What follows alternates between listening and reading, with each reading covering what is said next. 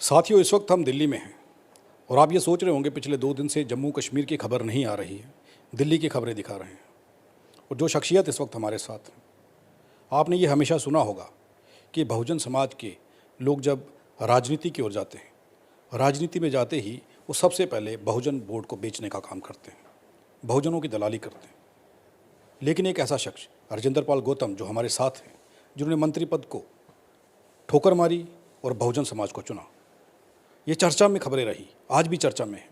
लेकिन हमें जो सौभाग्य आज प्राप्त हुआ है उनसे बात करने का, जम्मू कश्मीर के लोग और दूर दूर के लोग जो हमें देख रहे हैं, वो जो संदेश आज हरजिंदर पाल गौतम देने जा रहे हैं, वो आपसे संदेश भी शेयर करेंगे और थोड़ा सा ये जानना चाहेंगे आखिर हरजिंदर पाल गौतम का जीवन जो है वो कैसा है। सर, बहुत बहुत स्वागत है। जी शुक्रिया।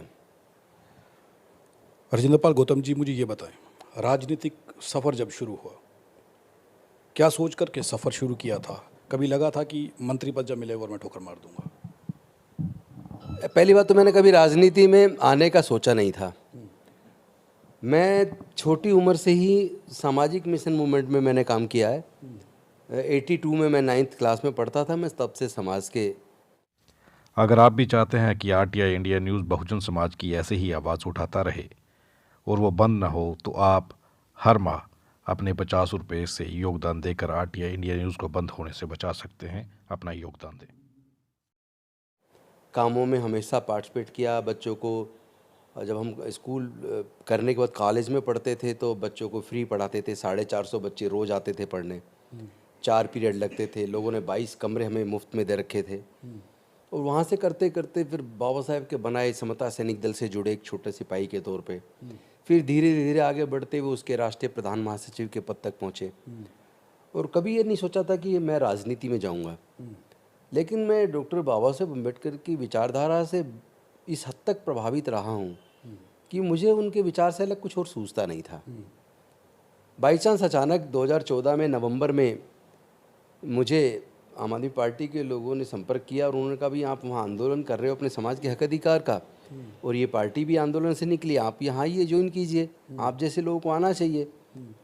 और मैं वहाँ, मैंने उनसे जिस दिन बात की, उन्होंने मेरा बायोडाटा लिया। 1 महीने बाद मेरा टिकट हो गया और फिर 1.5 महीने बाद चुनाव हुआ और मैं बहुत बड़े अंतर से जीत कर भी आया और दोबारा भी जीत के आया। मैंने ये नहीं सोचा था कि मैं कभी एमएलए बनूंगा, मैं कभी मंत्री बनूंगा।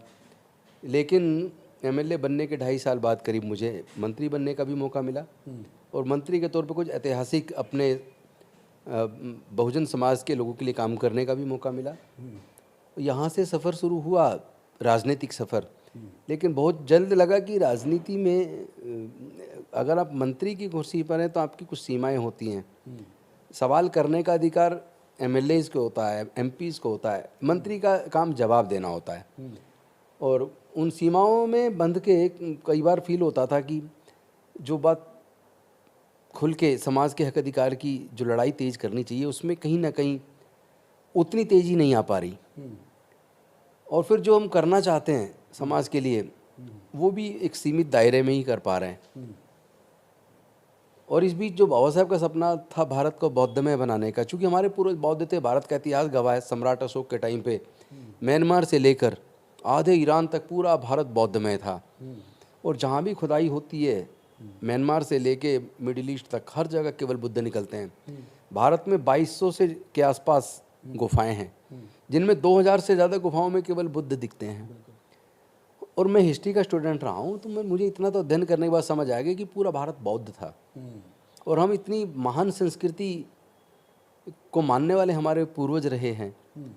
तो फिर ये जातिवादी मानसिकता, ऊंच नीच, छुआछूत और ये जो बंटवारा है समाज का, ये तो देश को कमज़ोर कर रहा है। लेकिन बुद्ध का धम्म है, वो जोड़ता है। वो समता, स्वतंत्रता, बंधुता, न्याय, प्रज्ञा, शील, करुणा, मैत्री की बात करता है। और उसी मार्ग को, चूँकि वो इतना सुंदर, इतना अच्छा मार्ग है, पूरी दुनिया ने स्वीकार किया। शांति का मार्ग। 56 देशों में बौद्ध धर्म, 128 देशों में बौद्ध धर्म को मानने वाले लोग रहते हैं। तो जो धम्म भारत से निकला, जो ज्ञान और जो जीवन को एक अच्छे सदाचार का, नैतिकता का जीवन जीने का मार्ग बुद्ध ने दिया, वो पूरी दुनिया को पसंद आया, पूरी दुनिया में फैल रहा है।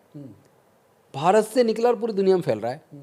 तो जो अच्छा मार्ग है उस पर हमें चलना चाहिए। और इसीलिए मुझे समझ आया कि बाबा साहब क्यों भारत को बौद्धमय बनाना चाहते थे। तो हमने संकल्प किया हम बाबा साहब के सपने को साकार करेंगे।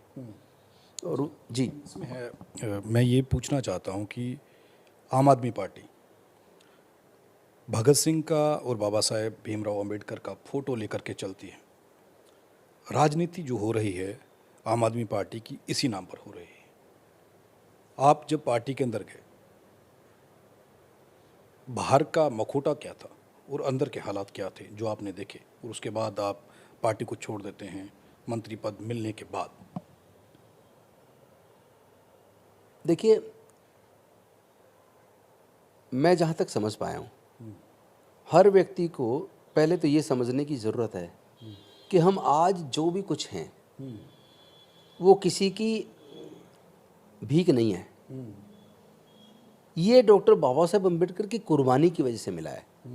3,500 साल तक हमारे लोगों के पढ़ने लिखने पर धार्मिक बंदिश थी, व्यापार करने पर, संपत्ति रखने पर धार्मिक बंदिश थी, और गुलामी का जीवन था। 4,500 साल की ये गुलामी अगर किसी ने तोड़ी तो डॉक्टर बाबा साहब अम्बेडकर जी ने तोड़ी। और इसको तोड़ने में उन्होंने अपना पूरा जीवन जलाया, अपने 4 बच्चे और जवान पत्नी माता रमाबाई को गंवाया। तब कहीं जाके हमारे जीवन में प्रकाश आया, हमारे पढ़ने के रास्ते खोले, हमारे रिजर्वेशन दे के नौकरी के रास्ते खोले, हमें MP MLA मंत्री ये सब कुछ बनने का रास्ता बनाया। लेकिन मुझे हमेशा ये एहसास होता था कि क्या डॉक्टर बाबा साहेब अम्बेडकर जी ने हमें इसलिए MP MLA और मंत्री बनाया था कि हम वहाँ बनने के बाद चुप हो जाएं? वहाँ इसलिए बनाया था कि हम अपने समाज को आगे लेकर जाएं, मतलब आपको उनके हक अधिकार की लड़ाई को आगे बढ़ाएं। आपको खामोश रहने के लिए कहा जाता था? देखिए, ये मैं पूरे देश की स्थिति बताता हूँ। जितनी भी राजनीतिक पार्टियां हैं वहाँ हमारे दलितों के, पिछड़ों के, आदिवासियों के, माइनॉरिटीज़ के मुद्दे पे कोई पॉलिटिकल पार्टी ईमानदारी से चाहती नहीं है कि उनको वास्तव में उनको अपलिफ्ट किया जाए, उनको स्ट्रेंथन किया जाए। ये अनफॉर्चुनेट है, ये मेरी पीड़ा भी है कि हमें केवल बात नहीं करनी होगी, हमें उनको लेके आगे बढ़ाना होगा। हम एजुकेशन की अगर बात करें, निसंदेह इसमें कोई संदेह नहीं है कि दिल्ली में देश का पहला राज्य है जिसने अपने टोटल बजट का 25-26% एजुकेशन पे खर्च किया, 13% हेल्थ पे खर्च किया। लेकिन मेरा ये मानना है कि केवल 10वीं 12वीं तक की पढ़ाई से बच्चे का भविष्य नहीं बन सकता। 10वीं 12वीं तक हम पढ़ा रहे हैं, मैं कह रहा हूँ कि उसके बाद क्या? जब बच्चा आगे जाता है, वो मेहनत करता है और वो इंजीनियरिंग में सेलेक्ट होता है, वो मेडिकल में सेलेक्ट होता है, या वो लॉ में सेलेक्ट होता है, या वो मैनेजमेंट में सेलेक्ट होता है, वहाँ पढ़ाई का खर्चा देखिए आप।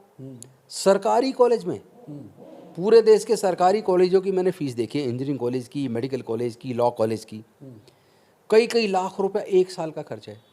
जैसे मैं बात करूं दिल्ली के दिल्ली टेक्निकल यूनिवर्सिटी की, या मैं बात करूं दिल्ली सरकार के Netaji Subhash university of technology की, वहाँ 2,46,000 रुपये इंजीनियरिंग की एक साल की फ़ीस है। हॉस्टल का खर्चा अलग, खाने का खर्चा अलग, बाकी खर्चे अलग। इसी प्रकार दिल्ली वो नेशनल लॉ यूनिवर्सिटी है NLU, उसमें फ़ीस जो है वो भी 2 लाख से लगभग ऊपर है। बाकी हॉस्टल, खाना पीना, किताबें, वो खर्चा अलग है। इसी तरह का मैं बताऊं आपको, बाकी राज्यों की सरकारों का भी देखा, केंद्र का भी देखा, फीस इतनी ज़्यादा है हायर एजुकेशन की कि वो हमारे लोग 99% इतना फीस का खर्चा नहीं उठा सकते। तो फिर क्या 10वीं 12वीं पढ़ा भी दोगे आप तो उससे क्या होने वाला है? मैं ये डिमांड कर रहा हूँ अपनी आम आदमी पार्टी की दिल्ली की सरकार से भी कर रहा हूँ और बाकी राज्य सरकारों से भी कर रहा हूँ और केंद्र से भी कर रहा हूँ कि जो बच्चा जितना मर्जी हायर एजुकेशन में पढ़ना चाहे, कम से कम आप उसकी फीस का खर्चा तो उठा लो। केवल बात बनाने से काम नहीं चलेगा। अगर आप सच्चे मायने में उनके हितैषी हैं तो जो गरीब बच्चे हैं, अनुसूचित जाति जनजाति पिछड़े वर्ग में ज़्यादा हैं, माइनॉरिटीज़ में ज़्यादा हैं, अपर कास्ट में भी हैं पर उसमें कम है। मैं ये कह रहा हूँ कास्ट को छोड़ दीजिए, किसी भी जाति का क्यों ना, उस बच्चे की पढ़ाई का खर्चा सरकार क्यों ना उठाए, सबके इलाज का खर्च सरकार क्यों ना उठाए। कम से कम लोगों को इस चिंता से तो मुक्त कर दीजिए कि अगर वो बीमार हो जाए तो उसका इलाज का खर्च कहाँ से आएगा, उसके बच्चे पढ़ना चाहते तो उसकी फ़ीस कहाँ से आएगी। सरकार कम से कम इतना तो करे। बाकी तो लोग अपनी मेहनत से अपना कर लेंगे, नौकरी तो कोई सरकार दे नहीं पा रही है। तो यही मेरी चिंता का एक सबब है। और मुझे ये एहसास है कि जो बाबा साहब ने हमें दिया, हमें जिस लायक बनाया, इसलिए बनाया कि हम सब लोग मिल के अपने समाज के हक अधिकार की लड़ाई को आगे बढ़ाएंगे, अपने बच्चों के भविष्य के लिए, उनके हक के लिए लड़ेंगे, मजबूती से विधानसभाओं में, संसद में हम लोग आवाज़ उठाएंगे। लेकिन सब जगह साइलेंट है। लेकिन अब लोगों की नज़र है, आपकी हर स्टेटमेंट पर लोगों की नज़र रहती है, भारत में और भारत से बाहर। मूल निवासी लोग, बहुजन लोग जो हैं, वो आपकी हर स्टेटमेंट को ध्यान से सुनते हैं और देखते हैं। वो लोग ये देख रहे हैं कि आपने मंत्री पद को छोड़ दिया, ठोकर मारी, लेकिन अब आगे क्या होगा? अब राजेंद्र पाल गौतम क्या करेंगे? जिस तरीके से आपने मुहिम को, मूवमेंट को तेज़ किया, तो अब गवर्नमेंट का प्रेशर भी तो रहेगा। अब मंत्री पद आपका जा चुका है, आपने छोड़ दिया है, तो अब प्रेशर रहता है। कल कोई एमएलए भी नहीं रहेगा, एमपी भी नहीं रहेंगे, लेकिन एक सच्चा अम्बेडकरवादी होने के नाते जो डॉक्टर बाबा साहब अम्बेडकर अपने सच्चे सिपाहियों से चाहते थे, जो सपना अपने समाज को लेकर देखते थे, उसको साकार करना, यही मेरा लक्ष्य है। उस लक्ष्य को हासिल करने के लिए, समाज को एकजुट करने के लिए, समाज में फैली जातिवाद को खत्म करने के लिए, क्योंकि ब्राह्मणवाद अमंग एससीज भी है, अपने अंदर फैले जातिवाद को खत्म करना पहला लक्ष्य है। अपने समाज को उसके हक अधिकार दिलवाना, ये हमारा पहला लक्ष्य है। लड़ाई विचारधारा की है, ये लड़ाई लाठी गोली की नहीं है। हमारे बुजुर्गों की विचारधारा इतनी महान है, बुद्धिस्ट संस्कृति पूरी दुनिया में लोग स्वीकार कर रहे हैं, उसको आगे बढ़ाना है। भारत को गौरवशाली राष्ट्र फिर से बनाना है। जो भारत सोने की चिड़िया सम्राट अशोक के टाइम पर था, जब भारत बौद्ध में था, भारत गौरवान्वित है तो बुद्ध के धम्म से, पूरी दुनिया में भारत जाना जाता है तो बुद्धि की वजह से। उसी गौरव को, भारत के गौरव को वापस लाना है। और भारत के जो सबसे गरीब लोग हैं, अनुसूचित जाति, जनजाति, पिछड़े वर्ग के, माइनॉरिटी के लोग, उन सबको एकजुट करके उनको हुक्मरान बनाना है। यहाँ पर मैं आपके फ्लैट पर हूँ इस वक्त, 2 रूम या 3 रूम का फ्लैट होगा ये जी। जब कोई मंत्री बनता है, बड़े बड़े बंगले होते हैं, खूब प्रॉपर्टी होती है और अरबों की संपत्ति बना ली जाती है, लेकिन आप इस छोटे से फ्लैट में हैं खुद और समाज की फ़िक्र कर रहे हैं। अब लोग ये जानना चाहते हैं कि मूवमेंट को किस तरीके से चलाया जाएगा, लोग आपके साथ कैसे जुड़ेंगे, और पैसा तो है नहीं। मैं वो काम कर रहा हूँ जो डॉक्टर बाबा साहब अम्बेडकर के बाद माननीय कांसीराम साहब ने किया।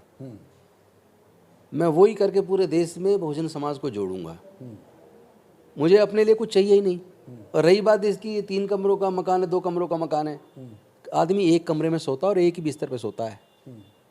और एक आदमी दुनिया में मुझे बता दो जो जिसने खूब पैसा बनाया और उसे वो साथ लेके गया हो, सब यहीं रह जाना है। रोटी की कमी नहीं है। और हम कोई बेरोजगार हैं, हम वकील आदमी है भाई। हम तो 1 महीने में अपनी वकालत से इतना पैसा तो कमा ही लेते हैं कि हमारे को कोई दिक्कत थोड़ी ना है। तो हमारा तो लक्ष्य जो है ना, वो पैसे कमाना नहीं है। हमारा लक्ष्य बाबा साहब के सपनों को साकार करना। हम केवल इतना पसंद करेंगे कि लोग हमें कल को ये कह के याद करें, ये सच्चा अम्बेडकरवादी है। इससे बड़ा गहना और इससे बड़ी पदवी कोई दुनिया में हो नहीं सकती। लोग तो ये कहते हैं कि अपनी जाति छुपाते हैं, समाज से दूर हट जाते हैं जब स्टैंडर्ड थोड़ा सा हाई होता है। तो आप सबको छोड़ करके समाज में आ गए हैं वापस। और समाज की चिंता, जिस दिन मंत्री पद छोड़ना था उससे कितने दिन पहले ये सोच लिया था? 2 साल पहले सोच लिया कि मंत्री पद छोड़ना। जी। ये क्यों लग रहा था? इसे लग रहा था कि जो समाज के लिए हम करना चाहते हैं वो कर नहीं पा रहे। लेकिन केजरीवाल तो अंबेडकर जी को लेकर के राजनीति करते हैं। देखिए, केवल केजरीवाल नहीं, तमाम पार्टी डॉक्टर बाबा साहब अम्बेडकर को अपनी राजनीति में आगे रखती हैं। समय समय पे अपने हिसाब से उनको प्रेषित करती हैं। सवाल वो नहीं है। सवाल ना आम आदमी पार्टी का है, ना कांग्रेस का, ना बीजेपी का है। सवाल ये कि मेरे समाज को उसका हक कब मिलेगा। हम भारत में मेहनत कश लोग हैं। अन्न उगाने का काम हम करते हैं, निर्माण का काम हम करते हैं, उत्पादन का काम हम करते हैं, मेहनत कश हैं। किसी की हराम की कमाई नहीं खाते, कोई चीटिंग फोर्जरी नहीं करते। तो भारत के निर्माण में जब हमारा खून है, हमारे पुरखों का खून है, तो भारत के संसाधनों में हमारा हक क्यों नहीं है? मेरी लड़ाई उसको लेकर है। अच्छा, आखिर में ये सवाल है मेरा, जम्मू कश्मीर के लोग आपकी हर स्टेटमेंट को सुनते हैं, आपकी हर एक्टिविटी पर उन लोगों की नज़र है। राजेंद्र पाल गौतम ने जो इतना बड़ा फैसला लिया है, उस फैसले की वो लोग सराहना करते हैं। ये तो एक मैसेज मैं उन लोगों का आपको दे रहा हूँ कि उनकी ओर से बधाई है आपको कि आपने जो कदम लिया। अब आप उन लोगों को क्या कहना? मैं एक ही बात कहना चाहूँगा, जाति छोड़ो, समाज जोड़ो। जाति कुदरत ने नहीं बनाई, पूरे दुनिया में कहीं जाति नहीं है। मुझे कोई एक एग्जाम्पल दिखा दे, कोई व्यक्ति गंभीर बीमार हुआ और डॉक्टर ने उसको ऑपरेशन सजेस्ट किया हो और उसको कहा हो कि आप 10 यूनिट ब्लड का इंतजाम करो, और जिसका ऑपरेशन होना उसने ये कहा हो कि मुझे तो केवल ब्राह्मण का ब्लड चाहिए, या मुझे केवल सिख का, ईसाई का, मुस्लिम का ब्लड चाहिए। सबको पता है कि इंसान की जान केवल इंसान के खून से बचेगी। तो तब जब जाति आड़े नहीं आती, धर्म आड़े नहीं आता, और फिर पूरी दुनिया में जाति नहीं है, तो भारत में जाति क्यों है? जाति बनने से फायदा किसको हुआ, जाति की वजह से नुकसान किसको हुआ? और फिर हम लोग अपने अंदर जाति में क्यों बटे हुए हैं? हम जाति खत्म करके पूरे बहुजन समाज को एकजुट क्यों नहीं करते? हम लगभग 88% हैं, एकजुट हो गए तो सब कुछ हमारा है। वो लोग सातिर है जो देश के सारे संसाधनों पर सत्ता पे बैठे, उन्होंने हमें जातियों में बांटा है। वो चला के वो सब जानते हैं। हमें अंधविश्वास, पाखंडवाद से बिल्कुल दूर होना है। मैं अपने लोगों को कहना चाहता हूँ आपके माध्यम से, हमारे बच्चों को किसी धार्मिक जुलूस में जाने की ज़रूरत नहीं है। वहाँ जो तलवारें लहराते रहते हैं, हुड़दंग करते हैं, ज़्यादातर हमारे अनुसूचित जाति, जनजाति, पिछड़े वर्ग के लोग मिलेंगे। और जब दंगे होते हैं वही मिलेंगे और वही जेल जाते हैं, वही मारे जाते हैं। हमारे अपने बच्चों को दंगों में शामिल नहीं होने देना। हमें अपने बच्चों को ऐसे धार्मिक जुलूस में शामिल नहीं होने देना जिसकी वजह से वो सत्ता पाते हैं, हम गरीब के गरीब रह जाते हैं, हम पिसते हैं। दूसरा, हमें अपने बच्चों को अंधविश्वास और पाखंडवाद से पूरी तरह दूर करके और डॉक्टर बाबा साहेब अम्बेडकर की कुर्बानी का उनको एहसास कराना चाहिए सबको। और हम सबको मिलके डॉक्टर बाबा साहेब अम्बेडकर के बताए मार्ग पर चल के अपने आने वाले बच्चों के भविष्य का निर्माण करना चाहिए। बस इतना संदेश देना चाहता हूँ। अच्छा, आखिर में मैं एक ही चीज़ पूछना चाहूँगा, 2024 में देश के प्रधानमंत्री क्या हिंदू राष्ट्र बना पाएंगे? हिंदू राष्ट्र की बात जो चल रही है, क्या 2024 में हिंदू राष्ट्र बनेगा या बौद्धमय भारत होगा? हिंदू राष्ट्र कैसे बनेगा और हिंदू राष्ट्र है क्या, इसका मतलब क्या, पहले ये बताइए। अखबारों में जो छप रहा है, भारत कभी हिंदू राष्ट्र रहा है? दुनिया में कोई हिंदू राष्ट्र है? आज एक भी हिंदू राष्ट्र नहीं है। केवल नेपाल था, लेकिन उसको भी समझ आ गई कि हिंदू राष्ट्र से नुकसान है। उसने भी भारत के संविधान को स्वीकारा और उन्होंने भी अपने आप को सेकुलर बना लिया। दूसरी बात, ये धर्म जाति ये चालाक लोगों की देन है। इंसान बनो यार, देश से प्यार करना सीखो, भारत से प्यार करना सीखो। बाबा साहब अम्बेडकर जी ने कहा था, मुझे ये बात अच्छी नहीं लगती कोई कहे कि मैं पहले ब्राह्मण हूँ फिर भारतीय हूँ, या पहले भारतीय हूँ फिर ब्राह्मण हूँ, या मैं पहले भारतीय हूँ फिर सिख ईसाई हूँ। वो कहते थे मुझे वो लोग पसंद है जो कहते हैं मैं पहले भी भारतीय हूँ और अंत में भी भारतीय हूँ। तो हम लोग सब भारतवासी बने, अपने देश से प्यार करें, इंसान तो बने, एक अच्छे नागरिक बने। उससे भारत मजबूत होगा, उससे भारत महान बनेगा। विश्वगुरु बात से नहीं बनेगा, जाति धर्म के नाम पे झगड़े से नहीं बनेगा। जो नफरत पैदा कर रहे हैं वो सत्ता के लिए कर रहे हैं। नफरत से देश बटेगा, कमजोर होगा, प्यार से देश एकजुट होगा। आपको लगता है 2024 में भाजपा की बहुमत से सरकार बनेगी? नहीं आएगी। भाजपा तो कमजोर होने वाली है। अब जितना पीक पे जा सकती थी, जितना नफरत फैला सकती थी, फैला ली उन्होंने। अभी की घटना वो आई है अभी न्यूज़ में, आगरा के अंदर हिंदू महासभा, जो मैंने न्यूज़ में पढ़ा है, उन्होंने गाय काट के उसको इस्तेमाल करके दंगे कराने की कोशिश की। तो ये मतलब आप दंगे करा के देश को क्या मिलेगा? समाज को आपस में लड़वा के एक दूसरे को मार काट करके क्या मिलना है? ऐसे लोग देशद्रोही हैं, जो जाति और धर्म के नाम पे उन्माद पैदा कर रहे हैं, जो लोगों में भय पैदा कर रहे हैं। ऐसे लोगों की जगह जेल में होनी चाहिए। बहुत बहुत धन्यवाद हमारे साथ बात करने के लिए। राजेंद्र पाल गौतम हमारे साथ थे और उनके विचार जो हैं आप लोगों के साथ साझा किए हैं। उनका ये मानना है कि 2024 में भाजपा की सरकार अब नहीं आएगी और भारत जो है बौद्धमय होगा और सभी बहुजन लोगों को एक प्लेटफॉर्म पर आने की ज़रूरत है। सभी को इकट्ठे होना होगा। अगर अब नहीं हुए तो फिर आने वाले समय में मुश्किलातों का सामना करना पड़ेगा।